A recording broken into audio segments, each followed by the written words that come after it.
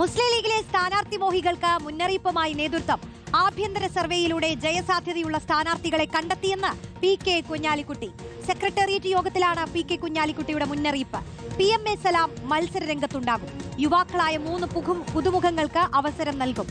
MK മുനീറിന്റെ സ്ഥാനാർത്ഥിത്വത്തിൽ അനിശ്ചിതത്വം തുടരുകയാണ്. ജയന്തി രാജിന് പുറമെ ഒരു വനിത കൂടി പരിഗണനയിലുണ്ട്. 3 ടേമിൽ ഇളവ് നൽകുന്നതിലും പുനരാലോചന നടക്കുന്നതായാണ് വിവരം.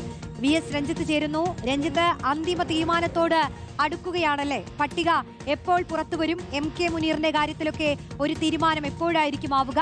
ജയന്തി രാജിന് പുറമെ ഒരു വനിത കൂടി ഉണ്ടാകും. അത് ആരാണെന്നുള്ള കാര്യത്തിൽ അഭ്യൂഹങ്ങൾ നിലനിൽക്കുന്നത് എന്തൊക്കെയാണ്?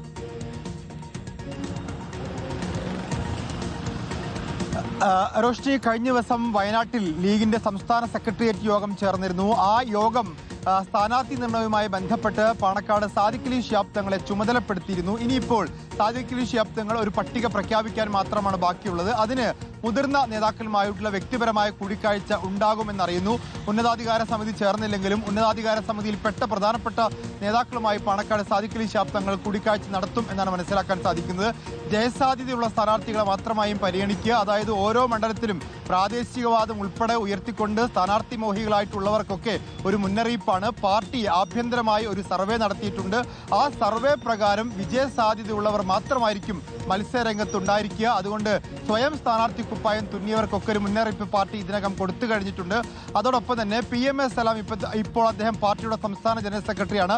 അദ്ദേഹം മത്സര രംഗത്തുണ്ടാകും എന്നാണ് മനസ്സിലാക്കാൻ സാധിക്കുന്നത്. അതായത് ഒരു പുതിയ ജനറൽ സെക്രട്ടറി ഈ പാർട്ടിക്ക് ഉണ്ടാകും ഈ തെരഞ്ഞെടുപ്പിന് മുൻപ് അദ്ദേഹം മത്സരിക്കുകയാണെങ്കിൽ. അതോടൊപ്പം തന്നെ പുതിയ യുവാക്കളിൽ നിന്ന്, അതായത് നിലവിലുള്ള നജീബ് കാന്തപുരം, PK ഫിറോസും ഒക്കെ മത്സരിച്ചവരാണ്. അതല്ലാത്ത പുതുമുഖങ്ങളായ 3 പേർ, അതിൽ PK നവാസ് ഉൾപ്പെടെ ഫൈസൽ ബാബു ഉൾപ്പെടെയുള്ള 3 പുതുമുഖങ്ങൾക്ക് അവസരമുണ്ടാകും. 2 വനിതകൾ, ഇപ്പോൾ ജയന്തി രാജന്റെ പേര് കുത്തുപറമ്പിൽ കേൾക്കുന്നു. അതുകൂടാതെ ഒരു വനിത കൂടി, സുഹറ മമ്പാടോ, ഫാത്തിമ തഹലി ഉൾപ്പെടെയുള്ള പേരുകൾ കേൾക്കുന്നു. മറ്റൊരു വനിത കൂടി ഉണ്ടാകുമെന്നാണ് അറിയുന്നത്. അതോടൊപ്പം ചേർത്ത് പറയേണ്ടത്, ചില MLA മാർക്ക് ഇളവ് കൊടുക്കുന്നത്, അത് 3 ടേം വ്യവസ്ഥയിൽ ഇളവ് കൊടുക്കേണ്ടതുണ്ട്. അതിൽ PK കുഞ്ഞാലിക്കുട്ടിക്ക് മാത്രമായിരിക്കും ഉറപ്പായും ഇളവ് കൊടുക്കുക. PK ബഷീർ, മഞ്ഞളാംകുഴി അലി തുടങ്ങിയവരിൽ ശംസുദ്ദീൻ ഉൾപ്പെടെയുള്ളവരുണ്ട്. അവരിൽ ആർക്കൊക്കെ ഇളവ് കൊടുക്കേണ്ടതുണ്ട് എന്ന കാര്യത്തിൽ ഒരു പുനരാലോചന നടക്കുന്നു പാർട്ടിയിൽ എന്നാണ്. അതിൽ MK മുനീർ കോഴിക്കോട് കൊടുവള്ളിയിലെ MLA ആണ്.